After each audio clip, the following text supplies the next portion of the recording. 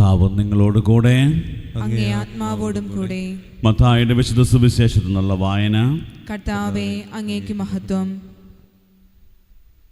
അക്കാലത്ത് യേശു സിനഗോഗുകളിൽ പഠിപ്പിച്ചും രാജ്യത്തിൻ്റെ സുവിശേഷം പ്രസംഗിച്ചും എല്ലാ രോഗങ്ങളും വ്യാധികളും സുഖപ്പെടുത്തിയും എല്ലാ നഗരങ്ങളിലും ഗ്രാമങ്ങളിലും ചുറ്റി സഞ്ചരിച്ചു. ജനക്കൂട്ടങ്ങളെ കണ്ടപ്പോൾ യേശുവിന് അവരുടെ മേൽ അനുകമ്പ തോന്നി. അവർ ഇടയനില്ലാത്ത ആടുകളെ പോലെ പരിഭ്രാന്തരും നിസ്സഹായരുമായിരുന്നു. അവൻ ശിഷ്യന്മാരോട് പറഞ്ഞു, വിളവധികം, വേലക്കാരോ ചുരുക്കം.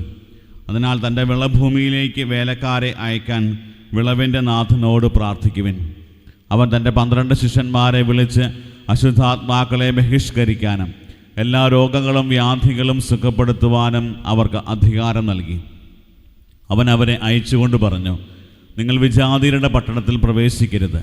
പ്രത്യുത ഇസ്രായേൽ വംശത്തിലെ നഷ്ടപ്പെട്ടു പോയ ആടുകളുടെ അടുത്തേക്ക് പോകുവാൻ പോകുമ്പോൾ സ്വർഗരാജ്യം സമീപിച്ചിരിക്കുന്നു എന്ന് പ്രസംഗിക്കുവാൻ. രോഗികളെ സുഖപ്പെടുത്തുകയും മരിച്ചവരെ ഉയർപ്പിക്കുകയും കുഷ്ഠരോഗികളെ ശുദ്ധരാക്കുകയും പിശാചുക്കളെ ബഹിഷ്കരിക്കുകയും ചെയ്യുവൻ. ദാനമായി നിങ്ങൾക്ക് കിട്ടി, ദാനമായി തന്നെ കൊടുക്കുവിൻ. കർത്താവിൻ്റെ സുവിശേഷം. ക്രിസ്തുവേ, അങ്ങേക്ക് സ്തുതി. ഈശോമിശിഹായിലേറെ സ്നേഹിക്കപ്പെടുന്ന പ്രിയ മാതാപിതാക്കളെ, സഹോദരി സഹോദരങ്ങളെ, ക്രിസ്തുമസിനായിട്ട് നമ്മൾ ഒരുങ്ങുന്ന ഈ ഒരു സമയത്ത് നമുക്കറിയാം, ഒത്തിരിയേറെ നല്ല ഓർമ്മകൾ നമുക്കുണ്ട് ക്രിസ്മസിനെക്കുറിച്ച്. പതിരാ കുർബാനയ്ക്ക് പോകുന്നതും പുൽക്കൂടുണ്ടാക്കുന്നതും അതുപോലെ തന്നെ കർത്താവിൻ്റെ തിരുപ്പിറവയുടെ സന്ദേശം കരോളിലൂടെയൊക്കെ എല്ലാവർക്കും എത്തിക്കാനായിട്ടൊക്കെ നമ്മൾ പരിശ്രമിച്ചിട്ടുണ്ട്. നമ്മുടെ പഴയ ഓർമ്മകളൊക്കെ നമ്മൾ ഓർത്തെടുക്കുകയാണെങ്കിൽ പാതിരാത്രിയിൽ കരോൾ സംഘമൊക്കെ വീട്ടിലൊക്കെ വരുന്നു, സാന്താക്ലോസൊക്കെ വരുന്നു. ഇതൊക്കെ നമുക്കൊരു വലിയ ഓർമ്മകൾ. അതുകൊണ്ട് ഓരോ പ്രാവശ്യവും ക്രിസ്മസ് ആഘോഷിക്കുമ്പോൾ ഈ ഒരു ഓർമ്മകളൊക്കെ പുതുക്കിക്കൊണ്ടാണ് നമ്മൾ ഈ ക്രിസ്മസ് ആഘോഷിക്കുക. പക്ഷേ പലപ്പോഴും സംഭവിച്ചിരിക്കുന്ന കാര്യമാണ്, അതായത് അതിനകത്തുള്ള പ്രധാനപ്പെട്ട വ്യക്തിത്വങ്ങളെയൊക്കെ നമ്മൾ മാനിക്കാതെ പോകുന്നുണ്ട്. ഓരോ കരോൾ സംഘത്തിൻ്റെ കൂടെ ഉണ്ടായിരിക്കും ഒരു ക്രിസ്മസ് പാപ്പ, സാന്റാക്ലോസ്. സാന്റാക്ലോസിനെ കുറിച്ചുള്ള ആഘോഷമാണ് ക്രിസ്മസ് എന്നൊക്കെ ആളുകൾ തെറ്റിദ്ധരിക്കുന്നുണ്ട്. പക്ഷേ ഇതിൻ്റെയൊക്കെ പിന്നിലെ ഒരു വലിയ കഥ എന്ന് പറയുന്നത് വിശുദ്ധ നിക്കോളാസ് എന്ന് പറയുന്ന ആ ഒരു വിശുദ്ധൻ്റെ പേരിലാണ്. പിന്നീടാണ് അദ്ദേഹമാണ് ഈ ഒരു വലിയ കസ്റ്റം സ്റ്റാർട്ട് ചെയ്യുന്നത്. ഇന്ന് തിരുസഭയിൽ ഈ ഒരു വിശുദ്ധൻ്റെ തിരുനാൾ ആഘോഷിക്കുകയാണ്, വിശുദ്ധ നിക്കോളാസ്. അദ്ദേഹം മീറ എന്ന് പറയുന്ന ആ ഒരു സ്ഥലത്തെ മെത്രാനായിരുന്നു.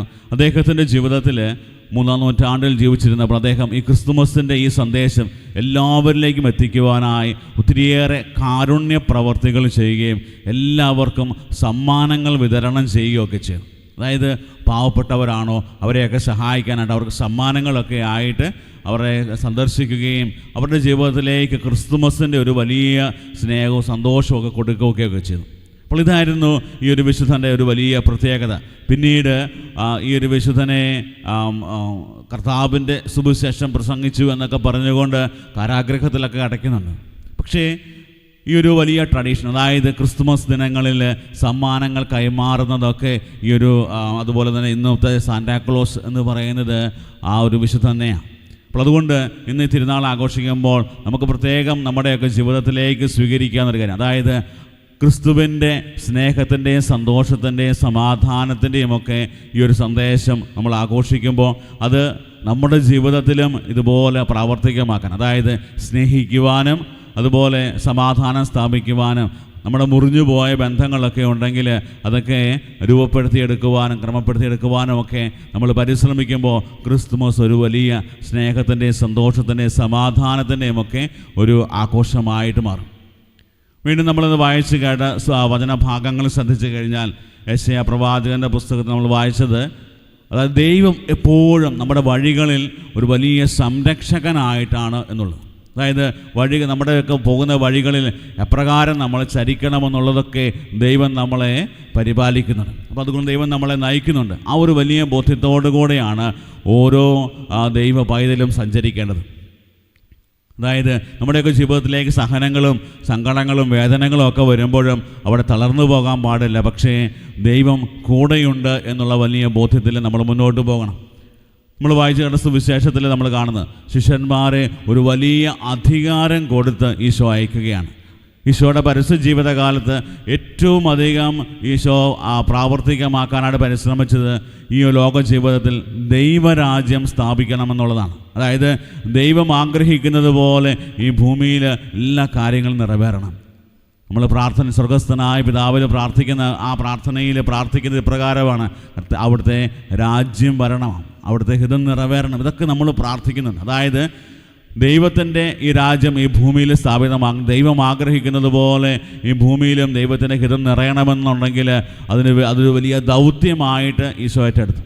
ആ ഒരു ദൗത്യമാണ് പ്രിയപ്പെട്ട ശിഷ്യന്മാർക്ക് കൈമാറുന്നത്. ആ അധികാരം കൊടുത്തുകൊണ്ട് രോഗങ്ങൾ സുഖപ്പെടുത്തുവാനും പിശാചുക്കളെ ബഹിഷ്കരിക്കുവാനുമൊക്കെയുള്ള വലിയ അധികാരം അവർക്ക് കൊടുക്കുന്നുണ്ട്. അതുപോലെ തന്നെ ശിഷ്യന്മാരോട് പറയുന്നൊരു കാര്യമുണ്ട്: വിളവധികം വേലക്കാരോ ചുരുക്കം. അതുകൊണ്ട് വിളവിൻ്റെ നാഥനോട് ശക്തമായിട്ട് പ്രാർത്ഥിക്കുക. അതായത് വേലക്കാരെ വിളഭൂമിയിലേക്ക് അയക്കാൻ വേണ്ടി. അതായത് നമുക്കറിയാം ദൈവവിളികളൊക്കെ ഒത്തിരി കുറഞ്ഞുകൊണ്ടിരിക്കുകയാണ്. അതായത് ക്രിസ്തുവിന് വേണ്ടി നിലകൊള്ളുന്ന പ്രതിബദ്ധതയുള്ള ആളുകളുടെ എണ്ണം കുറഞ്ഞുകൊണ്ടിരിക്കുകയാണ്.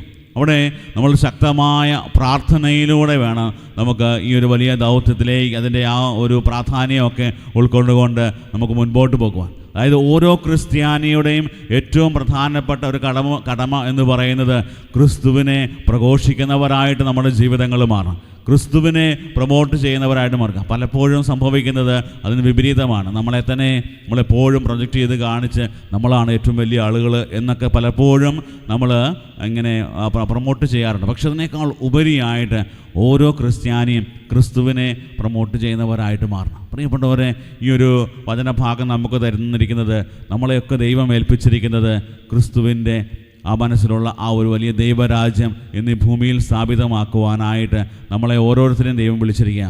വൈദികരും സന്യസ്തരും മാത്രമല്ല, എല്ലാവരുടെയും ഒരു വലിയ കടമയാണ് ക്രിസ്തുവിനെ പ്രഘോഷിക്കുക, ദൈവരാജ്യം ഈ ഭൂമിയിൽ സ്ഥാപിക്കുക എന്നുള്ളത്. അതിനുവേണ്ടി നമ്മുടെ ജീവിതങ്ങളെ ഒരുക്കാം. നമ്മുടെ വാക്കിലൂടെയും പ്രവൃത്തിയിലൂടെയും ഈ ഒരു വലിയ ദൗത്യം നിറവേറ്റുന്നവരാകുവാനായിട്ട് നമുക്ക് പ്രത്യേകം പരിശ്രമിക്കാം. അതിന് വേണ്ട കൃപയ്ക്ക് വേണ്ടി ഈ പരിശുദ്ധ കുർബാനയിൽ നമുക്ക് പ്രാർത്ഥിക്കുകയും ചെയ്യാം. ദൈവം നമ്മളെ സമർത്ഥമായി അനുഗ്രഹിക്കട്ടെ. ആമേൻ.